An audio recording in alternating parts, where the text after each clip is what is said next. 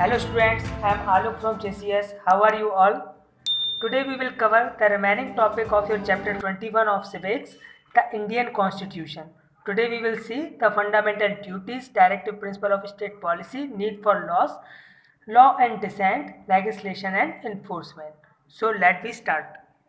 Now we see fundamental duties. अब ये fundamental duties होती क्या है, पहले इसे समझ लेते हैं। जैसे हमने देखा कि कॉन्स्टिट्यूशन में हमारी सुरक्षा के लिए या फिर हमारे कल्याण के लिए कई सारे रूल्स, रेगुलेशन एंड प्रोविजंस बनाए हुए हैं, ओके। लेकिन अब कुछ हमारे भी कर्तव्य होते हैं देश के प्रति, उन्हें ही फंडामेंटल ड्यूटीज़ बोला गया है। ये कब ऐड हुई कॉन्स्टिट्यूशन में? 1976 में। ये इन्फोर्स्ड बाय लॉ नहीं है, मतलब इन ड्यूटीज़ को आप फॉलो नहीं करोगे तो आपको जेल में नहीं डाला जाएगा, लेकिन फिर भी एक देश के नागरिक होने के नाते हमें इन ड्यूटीज़ का निर्वहन करना है, इन ड्यूटीज़ का पालन करना है। तो क्या है ये फंडामेंटल ड्यूटीज़, चलिए देखते हैं। सबसे पहले है to abide by the constitution and respect its ideal and institution, the national flag and the national anthem. हमें जो संविधान है, कॉन्स्टिट्यूशन है, उसका पालन करना है, इसके जो भी आदर्श हैं या इसकी जो संस्थाएं हैं उसका पालन करना है, जो हमारा नेशनल फ्लैग है या नेशनल एंथम है उसकी रिस्पेक्ट करना है। To cherish and follow the noble ideas which inspired our national struggle for freedom. अब जो आज़ादी के लिए हमारे लोगों ने लड़ाई लड़ी है उससे हमें इंस्पायर होना है, उसको रिस्पेक्ट देना है और उसके जो आइडियाज़ हैं या फिर जो उसके आदर्श हैं उसको हमें फॉलो करना है। To uphold and protect the sovereignty, unity, integrity of India, means जो हमारे देश की संप्रभुता है, अखंडता है और एकता है उसको बनाए रखना है और साथ में उसकी सुरक्षा भी करना है। To defend the country and render national services when called upon to do so. अब जो हमारी कंट्री है हमें उसे डिफेंड करना है, मीन्स उसकी रक्षा करना है, और हमें जब कभी भी बुलाया जाए देश की रक्षा के लिए तो हमें अपनी सर्विसेज हमारे नेशन को देनी है। हारमोनी बना के रखना है, ब्रदरहुड बना के रखना है, ओके, मीन्स एकता बना के रखना है, भाईचारा बना के रखना है। ऐसा नहीं कि धर्म के मामले में या फिर भाषा के आधार पे या फिर अलग अलग स्टेट में हम लोग रह रहे हैं उसके बेसिस पे हम एक दूसरे से लड़ते लगे, ठीक है। भाईचारा बना के रखना है, एकता बना के रखना है। साथ ही साथ जो वुमेन है, मीन्स जो औरतें हैं, उनको लेकर जो कुप्रथाएं चल रही हैं उनको हटाना भी हमारी ड्यूटी है, okay. To value and preserve the rich heritage of our composite culture. अब जो हमें संस्कृति मिली है विरासत में उसको हमें रिस्पेक्ट करना है और साथ में हमें बचा कर भी रखना है, मीन्स उसको सुरक्षा प्रदान करनी है। आगे देखें तो हमारा जो नेचुरल इन्वायरमेंट है, लाइक फॉरेस्ट हैं, जंगल, लेक्स हैं, रिवर्स हैं, वाइल्ड लाइफ है, इन सभी को हमें प्रोटेक्ट करना है, मीन्स इनको सुरक्षा देनी है और साथ में इम्प्रूव करना है, इसके लिए लोगों को उत्साहित भी करना है। To develop the scientific temper, humanism, spirit of inquiry and reform. अब जो भी हम इंक्वायरी एंड रिफॉर्म मीन्स जो भी सुधार है या फिर जो भी जांच है उसकी भावना अपने अंदर लाना है, जिससे ऊपर बैठे लोग जो गलत चीज़ें कर रहे हैं वो ना कर पाएँ। साथ में ह्यूमनिज्म मीन्स मानवतावाद लाना है, हमें इंसानियत अपने अंदर लानी है। साइंटिफिक टेम्पर, विज्ञान के प्रति अपनी भावना डेवलप करनी है, okay. To safeguard public property, to abjure violence, जो भी वायलेंस होते हैं, दंगे वगैरह, उसको दूर करना है, उससे दूर रहना है। पब्लिक प्रॉपर्टी को सुरक्षा प्रदान करनी है, ठीक है। पब्लिक प्रॉपर्टी मीन्स जो गवर्नमेंट ने लोगों के कल्याण के लिए जो भी इंस्टीट्यूशन या फिर जो भी चीज़ें सेटअप की हुई हैं, लाइक रेलवे हो गया, ओके, ये पब्लिक प्रॉपर्टी है। अस्पताल हो गए, ये पब्लिक प्रॉपर्टी, तो इसको भी हमें सुरक्षा देना है। To strive towards excellence in all spheres of individual and collective activity so that the nation constantly rise to higher level of endeavor and achievement। अब अगर हम बात करें तो इंडिविजुअल लेवल पे, मतलब कि हमारे व्यक्तिगत स्तर पर हम जितना देश के लिए कर सकते हैं वो हमें करना है, जिससे जो देश है वो एक नई ऊंचाइयों पर जाए। Now we see directive principle of state policy. अब ये क्या चीज़ है? तो कोई भी नया नेशन बनता है, कोई भी नई कंट्री बनती है, तो ऐसा नहीं कि उसकी गवर्नमेंट बनते साथ ही जितने भी गोल हैं वो सारे अचीव हो जाएं, मीन्स जितनी भी चीज़ें हैं वो तुरंत ठीक हो जाएं, ऐसा नहीं होता। ये सेम हमारे इंडिया के साथ भी था। तो जो हमारे कॉन्स्टिट्यूशन के फ्रेमर्स हैं, जिन्होंने संविधान तैयार किया, उन्होंने कुछ गाइडलाइंस बनाई, कुछ पॉलिसीज़ बनाई, जिनके बेसिस पे कुछ फ्यूचर गोल रखे। ओके, मीन्स आगे इन फ्यूचर हम इन पॉलिसीज़ को अगर अपनाते रहेंगे तो वो सारी चीज़ें कवर हो जाएंगी। उसे ही नाम दिया directive principles of state policy. अब इसमें इंक्लूड क्या क्या है, तो इसमें इंक्लूड है equal pay for equal work, मतलब जितना काम उतना पैसा। आप कहीं नौकरी कर रहे हैं तो जैसे 8 घंटे आप जॉब कर रहे हैं तो 8 घंटे के हिसाब से आपको वो सैलरी प्रोवाइड करें। ह्यूमन कंडीशन ऑफ वर्क, मतलब लोग जहाँ जॉब कर रहे हैं उनकी वहाँ पर एनवायरनमेंट, वर्किंग एनवायरनमेंट भी उनको अच्छा मिले, जिससे वो अच्छी तरह जॉब कर सकें। A decent standard of life, मतलब कि जो हमारी स्टैंडर्ड ऑफ लाइफ है उसको भी रेस किया जाए।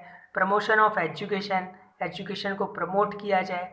Economic interest of schedule caste, schedule tribes and other weaker section, means जो गरीब हैं या फिर ST SC से आते हैं उनको भी कमाने के समान अवसर दिए जाएं उनको। प्रोटेक्शन ऑफ नेशनल मॉन्यूमेंट, जितने भी हमारे नेशनल बिल्डिंग और मॉन्यूमेंट्स वगैरह हैं, लाइक पुराने ज़माने के जो किले हैं या फिर जो इमारतें हैं उनको प्रोटेक्शन प्रोवाइड किया जाए। Protection and improvement of environment, environment को भी हमें प्रमोट करना है और उनको प्रोटेक्शन प्रोवाइड करना है। Safeguarding of forest wildlife of the country, जो हमारे यहाँ के फॉरेस्ट्स हैं या वाइल्ड लाइफ है उनकी सुरक्षा करना है। प्रमोशन ऑफ इंटरनेशनल पीस, विश्व में शांति बनी रहे उसको भी हमें प्रमोट करना है। तो ये क्या है, कुछ directive principles of state policy हैं जिन्हें हमें अपने फ्यूचर के लिए रखा हुआ है। Okay, now we see need for laws, means law की क्या ज़रूरत है, कानून की क्या ज़रूरत है। तो हम अगर बात करें, अगर किसी कंट्री में रूल और लॉज नहीं होंगे, मीन्स नियम कानून नहीं होंगे, तो क्या होगा, जो उस कंट्री में क्राइम है वो बहुत ज़्यादा बढ़ जाएगा, हमारी कंट्री अच्छे से फंक्शन नहीं कर पाएगी, कोई पंक्चुअलिटी नहीं होगी, कोई डिसिप्लिन नहीं होगा। ठीक है, तो इसके लिए क्या ज़रूरत पड़ती है, हमें लॉज की ज़रूरत पड़ती है, मीन्स कानून की ज़रूरत पड़ती है, जिससे लोग डर के रहें। जैसे हम एग्जांपल ले लेते हैं हमारी स्कूल का। हमारी स्कूल में एक रूल है कि mobile not allowed, means mobile आपके लिए अलाउ नहीं है। अगर फिर भी आप मोबाइल यूज़ करते हैं तो उसके लिए पेनल्टी है 500 रुपीज़।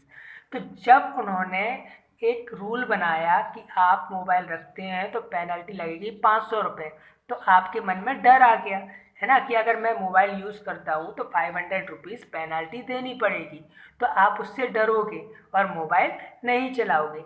ऐसे ही कई और सारे रूल्स एंड रेगुलेशन बने हुए हैं जिनसे आप डरते हो। ओके, और अगर वो नहीं होंगे तो आप स्कूल में अपनी कुछ भी मनमानी करोगे। तो इसीलिए ऐसे ही हमारी कंट्री में है कि अगर लॉस और रूल्स कुछ हम बना के रखे हुए हैं, इसलिए जो क्राइम लेवल है वो मेंटेन्ड है, वरना ये अपने पीक पर पहुंच जाएगा। अब लॉ की एक्चुअल हम मीनिंग की बात करें तो a rule which can be enforced by the authority और गवर्नमेंट इज और लॉ, मतलब ऐसे नियम जो हमारे देश की गवर्नमेंट लागू कर सकती है उसे हम लॉ बोलते हैं। Need for loss in India, मतलब कि इंडिया में कानून की ज़रूरत। तो अगर हम इंडिया की बात करें तो एक लार्ज कंट्री है। ओके, कई प्रकार के यहाँ लोग रहते हैं, रिलीजियस के बेस पे, कम्युनिटी के बेस पे, कास्ट के बेस पे, कल्चर के बेस पे या लैंग्वेजेस के बेस पे अलग अलग उनकी ईटिंग हैबिट है, अलग अलग उनकी लाइफ स्टाइल है, अलग उनके कस्टम्स हैं, अलग उनके ट्रेडिशंस हैं। ठीक है, तो उनकी थिंकिंग भी थोड़ी अलग होगी। तो हम ऐसे कॉमन नेचर के लॉज बनाते हैं जिसको सभी लोग माने। ओके, सबकी थिंकिंग इतनी अलग अलग है, अलग अलग कल्चर से वो हैं, तो ऐसे लॉज हम बनाते हैं जो कि एक सामाजिक बुराई के रूप में उनको हटाने का काम करें। ओके, सामाजिक बुराई को जो हटाने का काम करें, तो इससे क्या होगा, जो मेजॉरिटी है वो उन लॉ को प्रॉपर फॉलो करती है। तो अगर हम बात करें तो एक सोशल एविल है लाइक डोमेस्टिक वायलेंस, मीन्स एक सामाजिक बुराई है घरेलू हिंसा, जिसमें जो हस्बैंड है वो अपनी वाइफ के अगेंस्ट मारपीट करता है या गाली देता है, ओके, नशे में या फिर कैसे भी, तो ये घरेलू हिंसा के अंदर आता है। ओके, तो इसमें वुमेन को हम सिक्योरिटी देने के लिए एक लॉ बनाया है। तो कौन सा लॉ है? The protection of women from domestic violence act 2005, जो कि गवर्नमेंट ऑफ इंडिया ने 2005 में पास किया था और 26 अक्टूबर 2006 से ये लागू हो गया था। तो समझ में आया, need for laws in India means ऐसे हम कानून बनाएंगे जो सामाजिक बुराई को खत्म करें, उन्हें मिटा दें। Now we see legislation and enforcement. अब इसमें एक क्वेश्चन दिया हुआ है, is a making a law sufficient to eradicate a social evil, means सिर्फ कानून बना देना क्या काफ़ी है सामाजिक बुराई को खत्म करने के लिए? तो आंसर क्या है? नहीं, सिर्फ लॉ बना देने से हम सामाजिक बुराई को पूरी तरह खत्म नहीं कर सकते, क्योंकि लॉ एक रिटन वर्ड है जो कि गवर्नमेंट ने इन्फोर्स किया है, मीन्स लागू किया है। इसमें अगर आप जाके उस कानून का फ़ायदा उठाते हैं तब सामाजिक बुराई खत्म होगी, अगर नहीं उठाएंगे तो ऐसा कुछ नहीं होगा। जैसे एक कमज़ोर आदमी है, उसको एक मजबूत आदमी ने पीट दिया, ताकतवर आदमी ने उसको पीट दिया। अब वो कमज़ोर आदमी को न्याय कब मिलेगा? जब वो पुलिस के पास जाएगा या कोर्ट के पास जाएगा। अगर नहीं जाएगा तो क्या उसको जो इंसाफ है वो मिलेगा?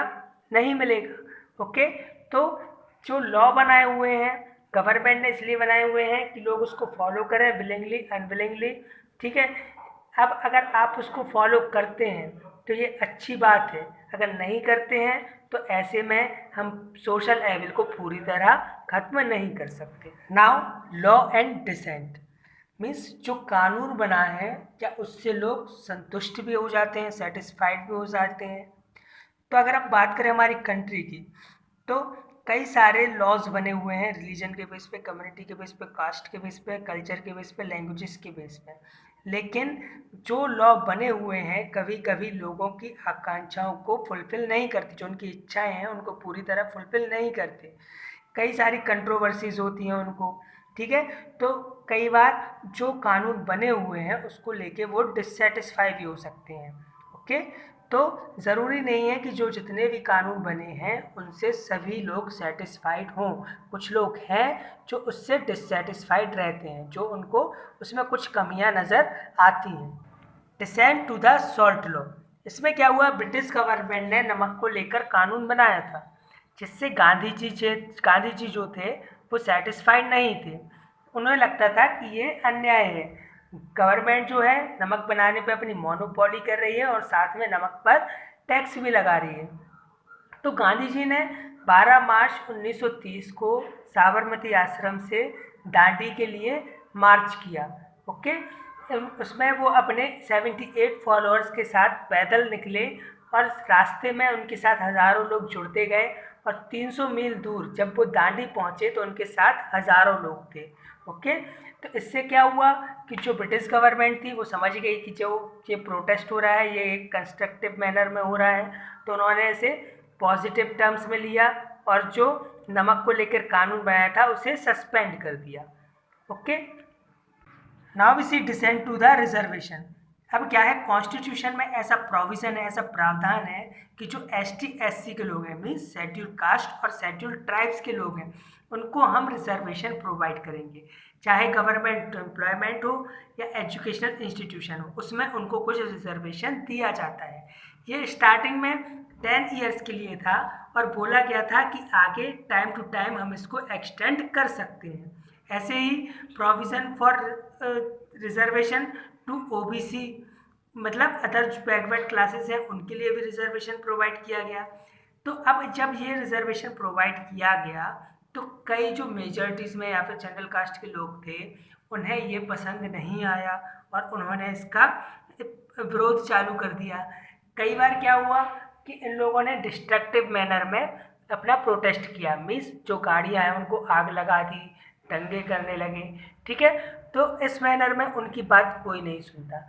दूसरी तरफ देखें तो रिजर्वेशन के अगेंस्ट एक कंस्ट्रक्टिव मैनर में 2006 में जो IITs हैं या फिर IIMs हैं, means Indian institute of technology के स्टूडेंट हैं और जो इंडियन इंस्टीट्यूट ऑफ मैनेजमेंट के स्टूडेंट हैं, उन्होंने एक प्रोटेस्ट किया जो कि कंस्ट्रक्टिव मैनर में था, पीसफुली था। तो उसका केस अभी पेंडिंग है, उस पर अभी गवर्नमेंट को डिसीजन देना है। तो कई चीज़ों को लेके, लॉज को लेके असंतोषी होती है, मीन्स सभी लोग सेटिस्फाइड नहीं होते। ऐसे ही हमने देखा शॉर्ट लॉ में, यही हमने देखा रिजर्वेशन के केस में। तो कुछ डिसेंट होते ही हैं लॉज को लेके। Okay, enactment and amendment to laws.